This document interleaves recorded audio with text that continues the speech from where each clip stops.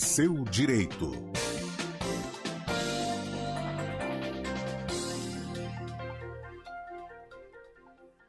Agora, 3h14. Ontem, a Polícia Federal indiciou o ex-presidente Jair Bolsonaro, também o ex-ministro da Defesa, o general Braga Neto, o ex-ajudante de ordens também e o tenente-coronel Mauro Cid por tentativa de golpe de Estado.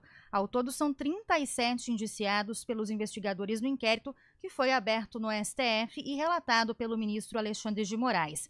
Ainda não há um processo judicial e os citados não são ainda réus. Mas o que muda, então, né? O que é esse inquérito? O que significa, então, ser indiciado, né, no caso do Bolsonaro? O que pode acontecer? Quem vai responder para a gente essas questões é o doutor Marcelo Pellegrini, ele que é especialista em direito público, volta a participar com a gente toda sexta-feira aqui na coluna CBN Seu Direito. Doutor, boa tarde, bem-vindo de volta, tudo bem? Tyler, muito boa tarde a você, a CBN, aos nossos ouvintes. É uma alegria, depois desse interstício aí de 100 dias, eu poder voltar a fazer parte aí da equipe e já com um assunto que não é dos mais simples, digamos assim, né? Pois é, um assunto recente, aí tem sido o assunto da semana, né, doutor? E queria que o senhor começasse explicando para a gente, então, o que é esse inquérito sobre a tentativa de golpe de Estado. Vamos lá, Tyler. O Supremo tem muitas investigações em curso, muitos inquéritos em curso sobre essa mudança, né, de vida presencial do país nos últimos 2 anos. Isso é um fato já público e notório.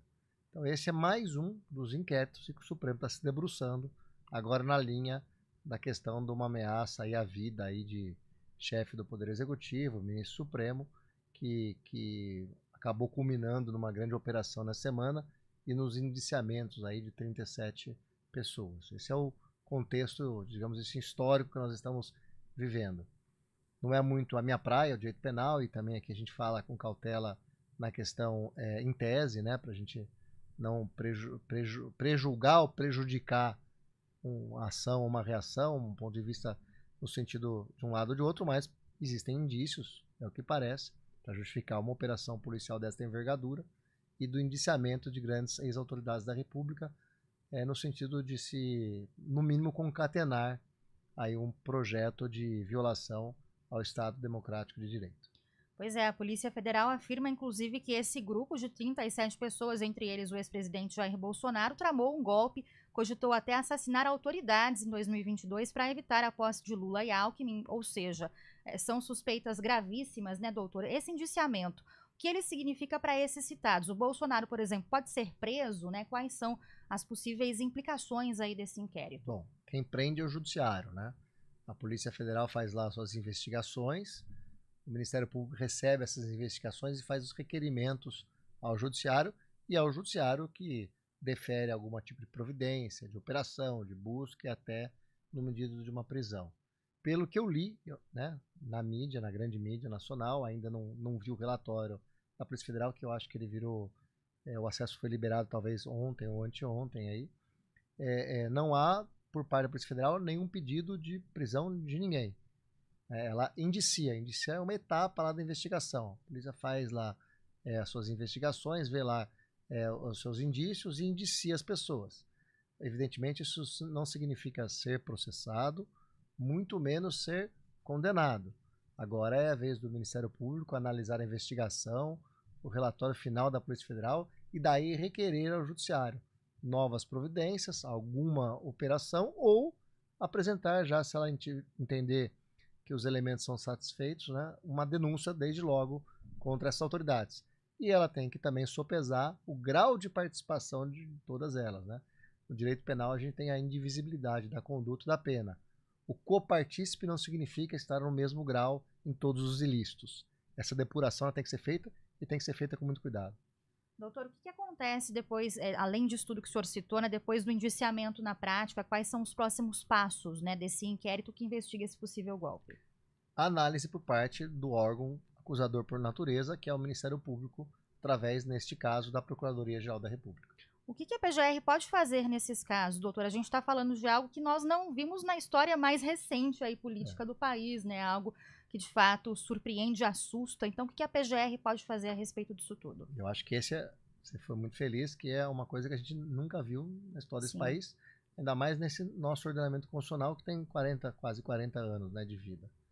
Então ela pode, em tese, né, novamente, ela pode requisitar, sugerir novas diligências, oitivas, buscas, né, comparação entre versões.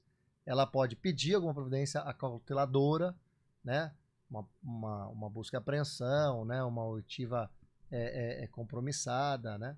Não sei se ela vai propor uma delação para alguém, como fez no caso do tenente-coronel Mauro Cid, aliás, que ontem teve revalidada a validade da sua delação anterior pelo próprio ministro Alexandre de Moraes, que fez a oitiva ele mesmo, né, do tenente, entendendo que não haviam, então, tantas contradições assim, a ponto de justificar a perda, né, dos direitos obtidos com a delação. E ela pode pedir, né, denunciar, apresentar a denúncia direto ao Supremo, entendendo que todas as investigações, todas as oitivas e todas as providências da polícia já foram tomadas. E aí sim vai caber ao Supremo processar e julgar os réus, né, os acusados, que em sendo recebida a ação passam a ser réus. Bom, então quem analisa esse pedido da PGR é o Supremo. Sempre o Judiciário. O Sim. Judiciário, né, a Procuradoria pode pedir novas diligências, novas oitivas, pode pedir uma busca e apreensão, pode fazer a denúncia, mas sempre sob o crivo do Judiciário. É assim o nosso sistema judicial. Agora, doutor, o relatório final tem 884 páginas, segundo a apuração da Rede Globo, Jornal Nacional, né? Foi entregue já ao gabinete do ministro Alexandre de Moraes, ou seja, 37 pessoas envolvidas, um inquérito aí, um relatório enorme, né? Isso pode fazer com que tudo isso leve tempo, demore um pouco, o que a gente pode esperar aí desses próximos passos, né? Não é um caso comum, sim, não envolvem poucas pessoas, nem personagens desimportantes. Então, evidentemente, é um relatório muito robusto, imagino eu que ele seja muito técnico, que vai caber ao crivo agora de que tem a última palavra de decidir por denunciar ou não os investigados.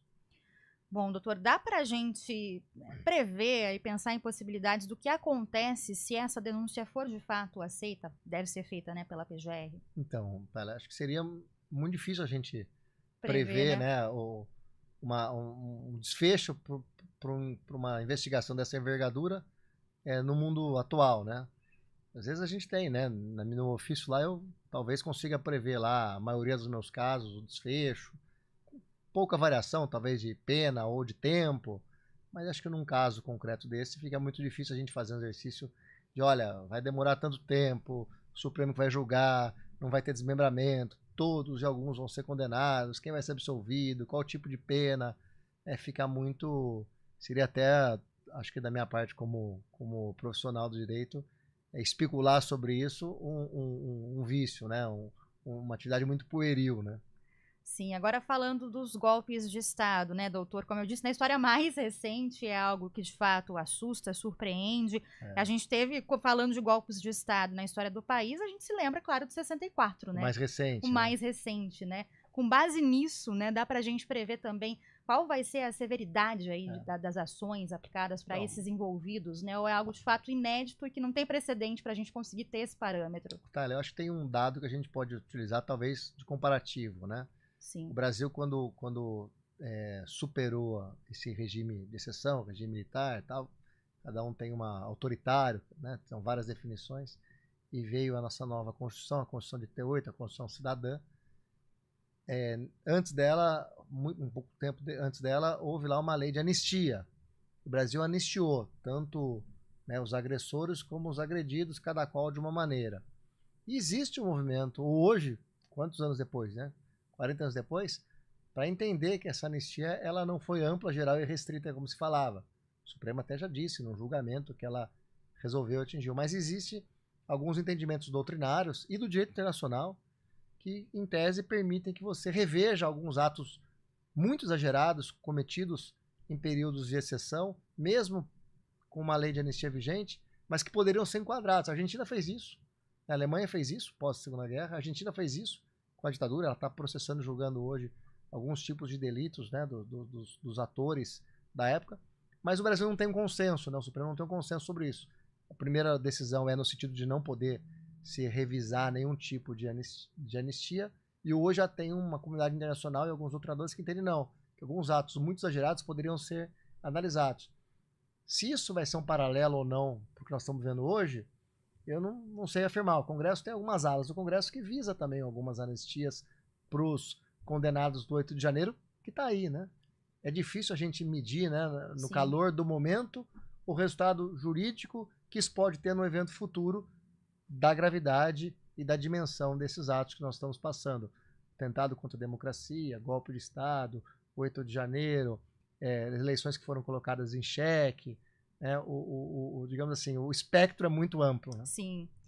Doutor, então, só para a gente repassar aqui, próximos passos agora, né? STF envia o relatório para a PGR pode denunciar ou arquivar o caso. Ou investigar mais, investigar, entender. Isso pode acontecer. Aí isso deve demorar ainda mais, né? Eu imagino prever, que a Procuradoria, em razão também da opinião pública e do tamanho da investigação, não deve demorar muito para fazer uma análise, mas não é uma análise de um dia para o outro, evidentemente, né? É uma análise que ela vai gastar algum tempo, mas eu entendo e confio que ela será célere nessa resposta que ela tem que dar à sociedade como um todo. E aí é só depois disso tudo que o STF julgaria, então, o recebimento da denúncia? Exatamente. Depois de todo esse processo? Aí existe um procedimento prévio só para receber a denúncia no Supremo, em defesas prévias. É um procedimento jurisdicional. E aí, por último, então, a gente teria um eventual julgamento Exatamente. dos 37 envolvidos, entre eles o ex-presidente. Exatamente. Se todas essas respostas anteriores nossas forem positivas. 1, houver denúncia. 2, o Supremo receber a denúncia. 3, haver um processamento disso com defesas de todos os acusados, a mais ampla defesa possível. 4, aí sim teríamos um julgamento. Bom, doutor Marcelo Pellegrini, especialista em direito público, explicando um pouco mais para a gente aí dos próximos passos, né, do inquérito do golpe. Doutor, muito obrigada, viu, pela participação aqui com a gente. Bem-vindo de volta mais uma vez e uma boa tarde. Obrigado, Thalia. Me sinto muito à vontade em casa aqui na CBN. Muito obrigada. Agora, 3h26, a gente faz um rápido intervalo. CBN Campinas,